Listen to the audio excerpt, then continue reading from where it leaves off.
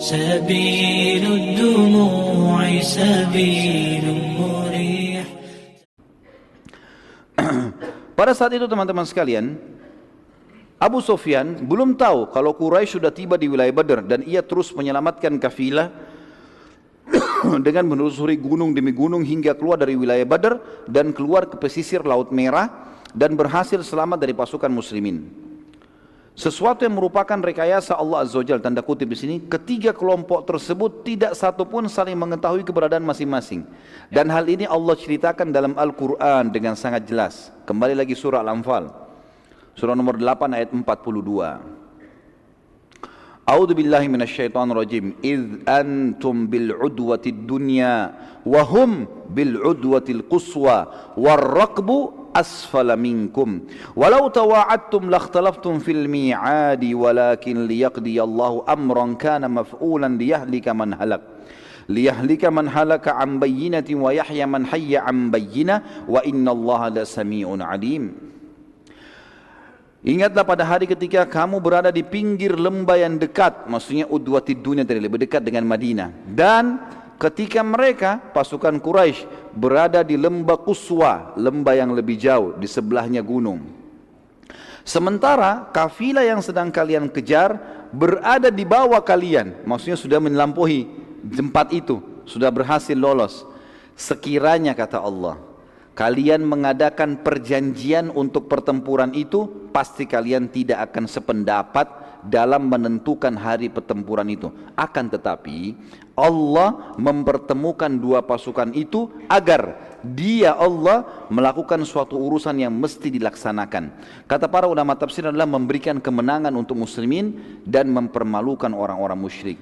Yaitu, kata Allah, agar orang yang binasa itu binasa selama-lamanya. Tokoh-tokoh Quraisy nanti kita lihat akan banyak yang mati di perang Badr, termasuk musuh Islam yang paling besar siapa? Abu Jahal. Dia akan binasa di sini nanti. Kita akan dengar kematiannya nanti. Dengan keterangan yang yaitu orang agar binasa orang-orang yang selama-lamanya, orang-orang yang yaitu agar orang yang binasa selamanya dengan keterangan yang nyata, pasti mereka mati. Dan agar orang yang hidup itu hidupnya dengan keterangan yang nyata pula. Maksudnya orang-orang beriman, mereka tahu ternyata menang bisa didapatkan walaupun jumlah mereka lebih sedikit, dan mereka yakin mereka dalam keadaan benar. Sesungguhnya Allah Maha mendengar lagi Maha mengetahui. Ayat inilah teman-teman sekalian yang membuat para ulama mengatakan tadi ada rekayasa tanda kutip Allah yang Maha tinggi. Karena Allah mengatakan kalau kalian janjian nggak bakal terjadi nih. Lokasi Allah yang tentukan, gitu kan. Pertemuan musuh Allah tentukan, kafilah Quraisy lolos Allah yang tentukan, semua sudah diatur. Dan kesimpulan sederhana kata para ulama sejarah, perang Badr telah diatur langsung oleh Allah Azza wa Jalla dari langit. Nabi SAW mengutus mata-mata untuk mengumpulkan informasi, seperti biasa ikhtiar manusiawi. Dan perlu kita tahu Nabi SAW menggabungkan antara ikhtiar manusiawi beliau dengan wahyu yang turun.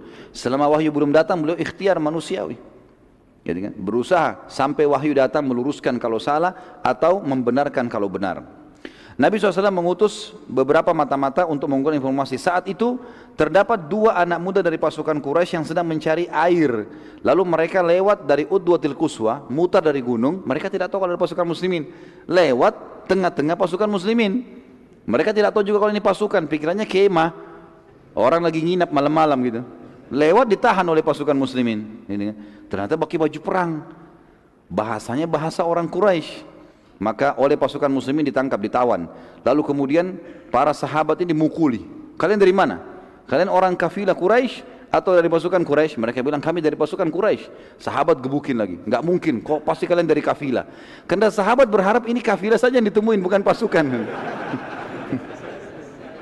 Terus saya digebukin sampai mereka kena kesakitan bilang, iya kami kafilah Quraisy. Begitu riwayatnya. Ini semua karena kejiwaan waktu itu masih belum pernah menghadapi peperangan, dan mereka berat ini 300 orang lawan 1000 gitu kan. Nabi SAW saat selesai sholat subuh, karena ini sudah ditawan ya, langsung beliau bersabda mengatakan, Subhanallah, Maha Suci Allah, saat mereka jujur pada kalian, kalian pukuli gitu kan. Dan pada saat mereka bohong malah kalian lepaskan. Sekarang mereka bohong bilang kami dari kafilah. Ini dua orang yang dari pasukan Quraisy. Gitu. Abu Sufyan pada saat itu berhasil menyampaikan kafilah teman-teman sekalian dan posisinya sudah berada jauh di belakang pasukan Quraisy, sudah menuju ke jalan Mekah. Abu Sufyan pun pada saat itu tahu informasi, dia kirim orang-orang tinjau lokasi, ternyata pasukan Quraisy dilihat sudah ada, sudah pagi hari, pasukan Muslim sudah ada. Maka mulailah Abu Sufyan pada saat itu ngirim surat cepat kepada pasukan, hai Quraisy, kafilah kita sudah selamat. Maka pulanglah. Abu Sufyan suruh pulang karena tujuan minta bantuan tadi untuk apa? Selamatkan kafilah. Sudah selamat harta kita. Untuk apa perang? Ternyata peperangan tadi yang berat ini bukan cuma dirasakan oleh muslimin, orang kafir Quraisy pun berat. Mereka nggak mau perang. Mereka tidak mau perang gitu kan? Karena kontak fisik langsung dengan muslimin belum pernah mereka hadapi. Dan mereka khawatir itu. Mereka tahu ada konsep jihad, mereka berharap mati syahid, mereka tahu masalah itu. Suku Zumrah, satu suku besar Quraisy, pada saat menerima surat dari Abu Sufyan, mereka mengatakan, kita kan keluar untuk menyelamatkan kafilah, dan sekarang telah selamat, maka tidak perlu lagi ada peperangan. Akhirnya mereka semua kembali dan tidak seorang pun dari mereka yang ikut berperang, sempat pulang. Gitu kan? Tapi di sini saya tidak temukan teman-teman jumlah mereka berapa. Dari 1000 pasukan Quraisy, berapa jumlah mereka sebelumnya tidak tahu. Tapi yang jelas mereka pulang dan akhirnya tidak ikut berperang. Suku Hashim, suku Nabi SAW, tapi ada di antara mereka yang kafir kan? Mereka juga mengatakan, bila kafilah sudah selamat untuk apa kita berperang? Dan kalau kita perangi Muhammad, kita perangi suku kita sendiri. Nggak boleh nih, kita harus pulang nih. Gitu kan? Maka sebagian besar mereka pulang, kecuali Abbas bin Abdul Muttalib, paman Nabi SAW. Karena Abbas dianggap pimpinannya suku. Kalau dia balik memalukan. Maka Nabi SAW menjelaskan kalau Abbas ikut perang di Badar itu karena kurh, tidak suka sebenarnya. Nabi SAW sudah ingatkan itu. Kalau ini sebenarnya bukan mau perang, tapi dia hanya malu dengan sukunya. Kemudian pembicaraan tentang balik ke Mekah ini mulai ramai di antara pasukan Quraisy dan akhirnya mereka banyak yang siap-siap. Utbah bin Rabi'ah yang nanti juga mati ya di perang Badar ini. Salah satu pemimpin pasukan Quraisy didatangi oleh Hakim bin Huzam dan berkata kepadanya, Hakim bin Huzam salah satu orang yang dianggap bijaksana di Mekah yang termasuk yang sempat merobek kesepakatan pemboikotan Nabi SAW, gitu kan? Hakim bin Huzam. Dia berkata, wahai Utbah, untuk apa lagi berperang? Bukankah kafilah telah selamat? Demi Allah, bila kita memerangi mereka berarti kita memerangi sanak kerabat kita sendiri. Ada banyak muhajirin di situ, ya, banyak orang-orang Mekah. Dan saat kita balik ke Mekah, maka pasti setiap individu di antara kita akan membenci satu sama yang lain, karena ia melihat kerabat orang yang telah membunuh ayahnya atau sanak kerabatnya. Kalau kita perang nih, kita bunuh misalnya, bunuh Abu Bakar, bunuh Umar, ini pasti ada kerabatnya di Mekah yang tahu nanti ini yang bunuh saudara saya. Nanti sulit itu nanti. Maka aku sarankan berbuat baiklah pada manusia, umumkan agar pasukan semua balik. Kenapa Hakim bin Huzam di sini mendatangi Utbah? Karena Utbah dianggap pada saat itu pimpinan perang. Iklankan supaya pulang. Utbah lalu mengiklankan, wahai sekalian manusia, tujuan kita keluar untuk menyelamatkan kafilah dan kafilah telah selamat, maka peperangan tidak diperlukan lagi. Mari kita balik ke Mekah. Panglima perangnya buat itu. Perhatikan di sini teman-teman sekalian ya. Orang yang paling benci dengan Islam, siapa dia? Abu Jahal berperang lagi di sini. Dia berperan lagi. Dia waktu dengar Utbah bilang itu pasukan perang, ini pimpinan perang. Maka dia melihat pasukan semua mulai siap-siap balik, maka Abu Jahal mendatangi satu persatu pasukan. Kenapa balik? Jangan balik, gitu kan? Teriak-teriak di pasukan, tidak ada yang mau dengar Abu Jahal. Tidak ada yang mau dengar, orang semua tidak mau perang. Dan dianggap dia bukan pimpinan perang. Abu Jahal lihat di pasukan ternyata ada Amir al-Hadrami. Siapa Amir al-Hadrami teman-teman sekalian? Adalah ayahnya yang dibunuh anaknya oleh Abdullah bin Jahash. Kalau masih ingat tadi ada Sariyah ya, yang dibentuk Nabi SAW 8 orang dipimpin Abdullah bin Jahash. Kemudian ada 2 orang sahabat Utbah bin Ghazwan dan Sa'ad bin Abi Waqqas yang hilang, sisa 6 orang menyerang. Kan ada 2 orang dari orang Quraisy yang ditawan, 1 terbunuh. Yang terbunuh ini anaknya si Amir ini. Amir keluar ini untuk membalas kenapa anaknya dibunuh oleh Abdullah bin Jahash. Juga mau ikut pulang, Abu Jahal dekati. Dia mengatakan, wahai Amir, ya, dia bilang sama orang ini kan, wahai Amir, apa kau tidak lihat orang-orang semua akan kembali ke Mekah dan mereka tidak akan membalas kematian anakmu? Amir lalu terus dimotivasi oleh Abu Jahal, ingatlah darah anakmu tumpah, anakmu mati, dibunuh oleh Abdullah bin Jahash, itu pasukan muslim, Kalau kau sekarang biarkan mereka pulang dan kau tidak menarik pasukan ini, maka pastilah anak kamu tidak ada balasannya sama sekali. Dan percuma kalau dari Mekah. Terus dimotivasi dengan kalimat-kalimat sampai akhirnya Amir mendatangi atau pergi ke tengah-tengah pasukan, lalu ia duduk di atas tanah. Dia buru-buru ke depan pasukan, lalu duduk tiba-tiba di atas tanah. Orang semua jadi berhenti lihat. Kenapa nih Amir duduk di atas tanah? Kemudian Amir mengambil tanah dan dia taruh di kepalanya. Ya, sambil dia menangis dan mengatakan, sungguh kasihan aku, sungguh kasihan aku, kalian tega meninggalkan membalas kematian anakku. Demi Allah, kalau anak seseorang dan kalian yang mati terbunuh, kalian tidak akan membiarkannya. Terus saja Amir nangis-nangis gitu kan, debu dilempar-lemparin ke pasukan gitu kan, sampai akhirnya seluruh pasukan kembali. Kesian nih Amir, kita bantu saja. Ini semua gara-gara idenya Abu Jahal. Saat itu teman-teman sekalian, tidak seorang pun dari Quraisy, juga muslimin saling tahu posisi satu sama yang lain, tentunya tidak saling tahu kalau pasukan. Nabi SAW keluar bersama Abu Bakar berdua ini, mengumpulkan informasi. Jadi 2 orang pun yang ditawan oleh muslimin, itu orang Quraisy tidak tahu, karena jumlah mereka besar, nggak tahu kalau 2 orang ini, karena 2 orang ini tadinya yang ditawan oleh muslimin malam hari itu, mereka cuma tidak izin mereka cuma keluar mau cari sumur, ketangkaplah. Jadi orang Quraisy pun tidak tahu kalau mereka ketangkap, ya. Maka Nabi SAW keesokan harinya, pagi hari itu, di waktu duha, beliau pun keliling, nyari-nyari informasi. Maka keduanya, Nabi SAW dan Abu Bakar menemukan seorang wanita tua, dan Nabi SAW bertanya padanya, apakah engkau punya informasi apa yang terjadi di sekitar tempat ini? Perhatikan sini dalam strategi perang teman-teman sekalian, tidak pernah menanyakan masalah hal yang rinci.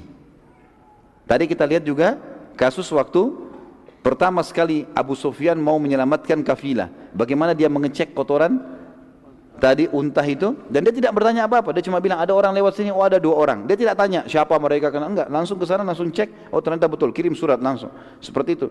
Juga 2 orang sahabat tadi begitu dengar dari 2 perempuan ini, nanti kalau kafilah lewat, saya akan transaksi dengannya. Maka langsung pulang ke Madinah melapor. Begitu luar biasa mereka memata-matai dan sudah paham kalau ini adalah informasi yang dibutuhkan.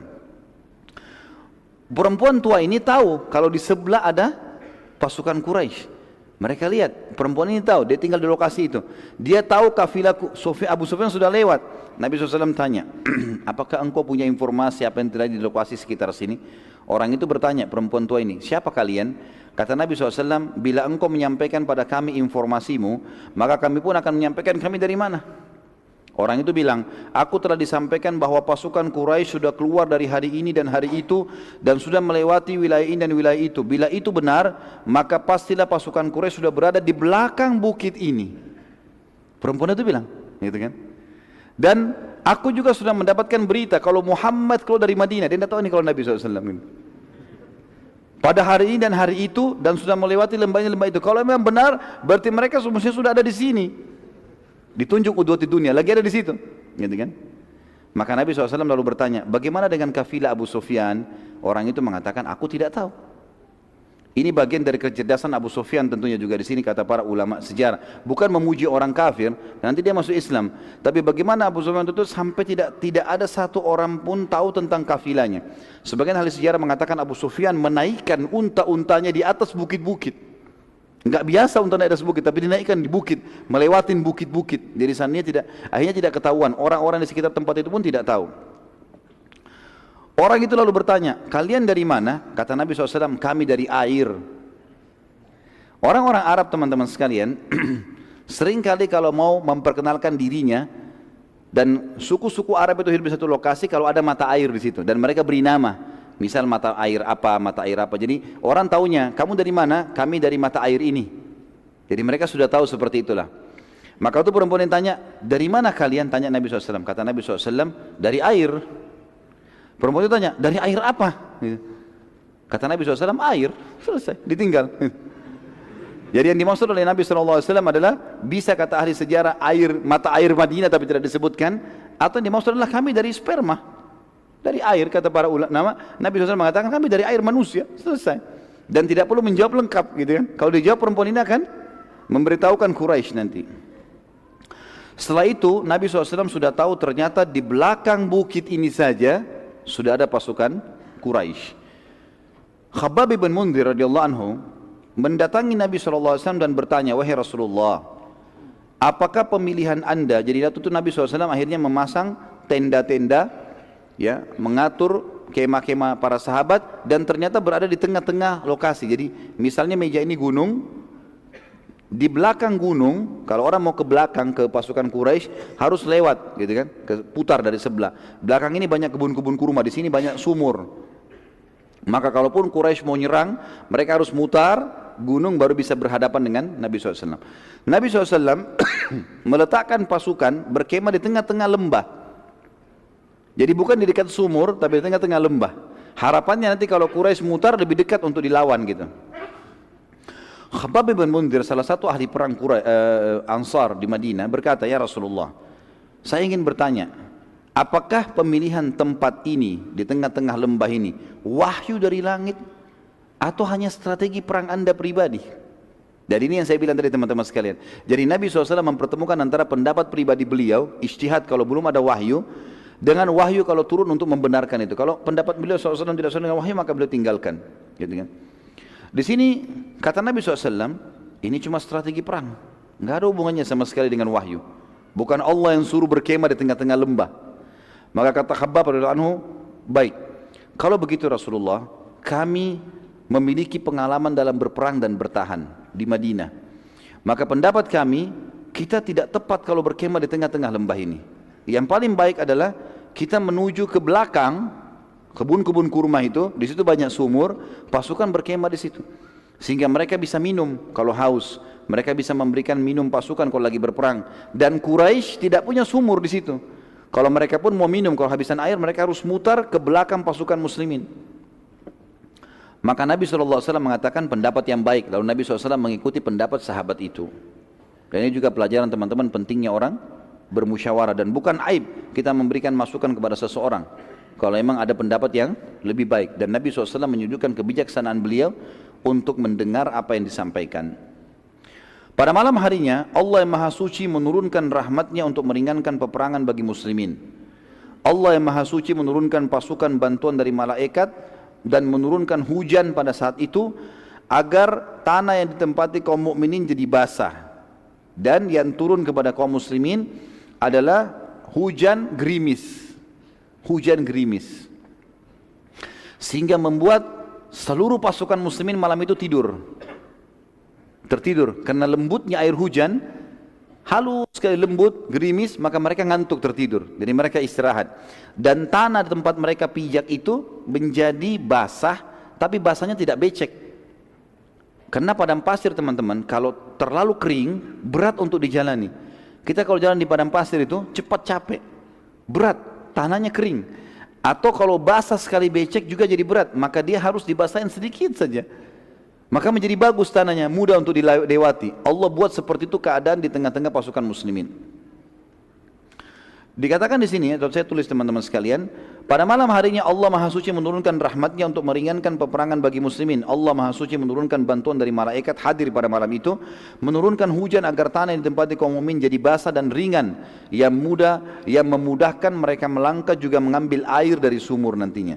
Karena air sumur jadi penuh karena hujan turun. Kalau tadi airnya agak dalam, sulit juga ditimbah gitu.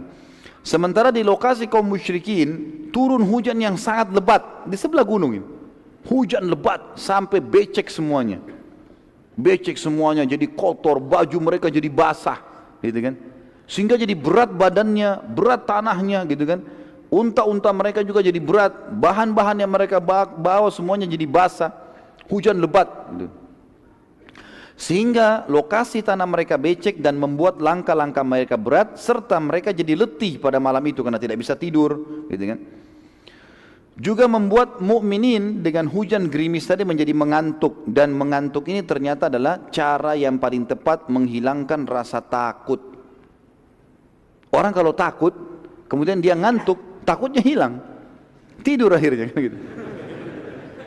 Jadi ternyata dengan ngantuk takutnya hilang, gitu. Jadi kalau teman-teman ngantuk, kalau takut ngantuk saja. Dikatakan pada saat itu beberapa orang sahabat yang bertugas pada malam itu, mereka mengatakan sampai-sampai saking ngantuknya pedang di tanganku jatuh sampai 7 kali. Dia berjaga malam. Jadi ngantuk jatuh pedang bangun lagi. Begitu terus sampai 7 kali, gitu kan. Allah Subhanahu wa taala menceritakan kejadian tersebut dalam surah Al-Anfal. Ini saya tadi katakan Al-Anfal menceritakan tentang perang Badr ini. Surah nomor 8 ayat 9 sampai ayat 14. A'udzu billahi minasyaitonir rajim. Jadi buka Al-Qur'annya ya. إذ تستغيثون ربكم فاستجاب لكم أني ممدكم بألف من الملائكة نعم إذ تستغيثون ربكم فاستجاب لكم أني ممدكم بألف من الملائكة مردفين وما جعله الله إلا بشرى ولتطمئن به قلوبكم وما النصر إلا من عند الله إن الله عزيز حكيم إذ يغشيكم النعاس أمنة منه وينزل عليكم من السماء ماء ليطهركم به ويذهب عنكم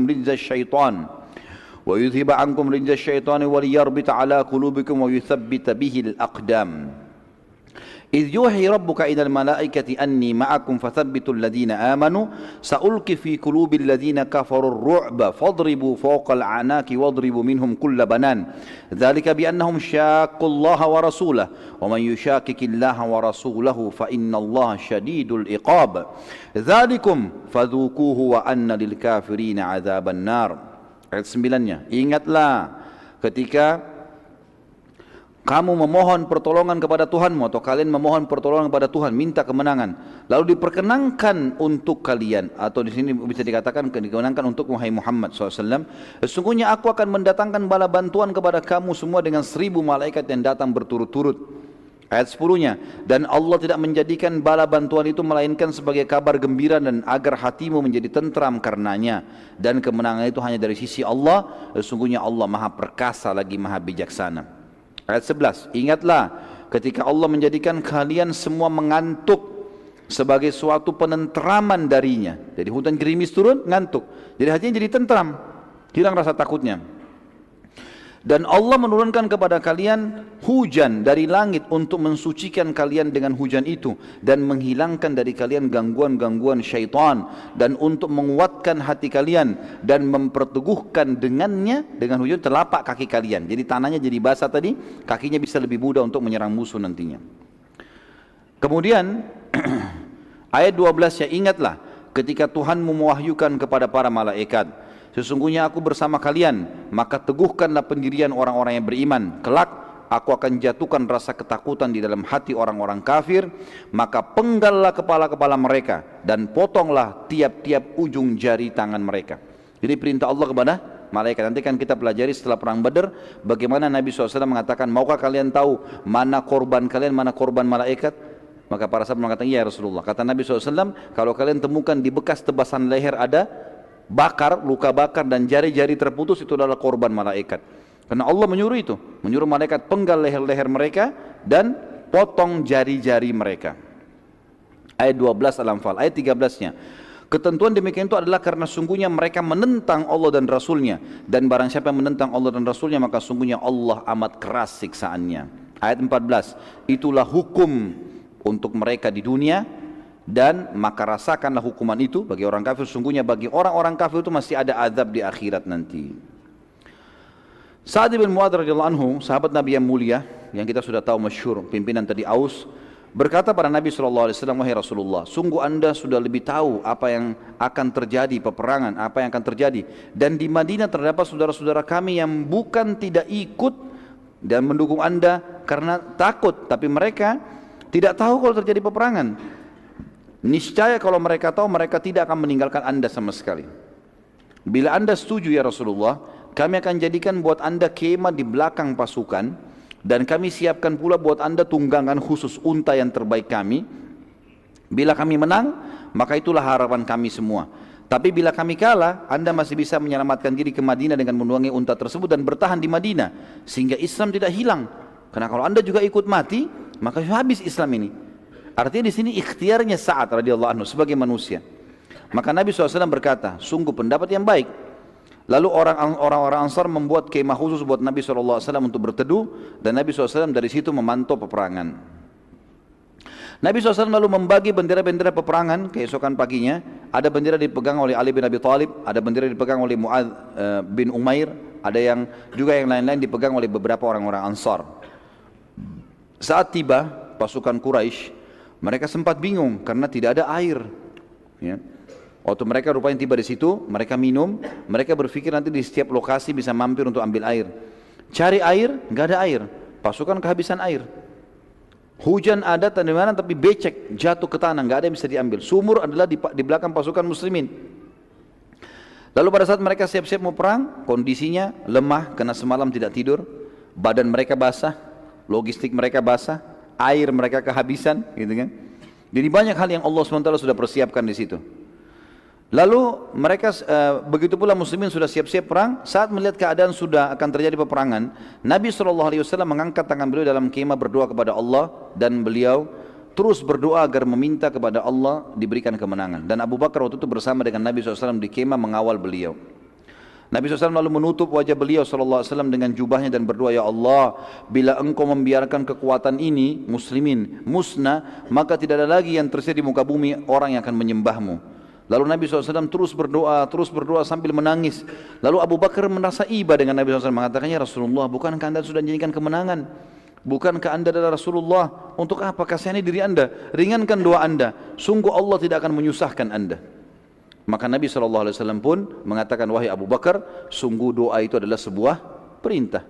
Kerjakan. Walaupun Allah sudah janji, kita ucapkan. Karena saya tidak ingin sahabat-sahabat saya jadi korban. Baik. سبيل الدموع سبيل مريح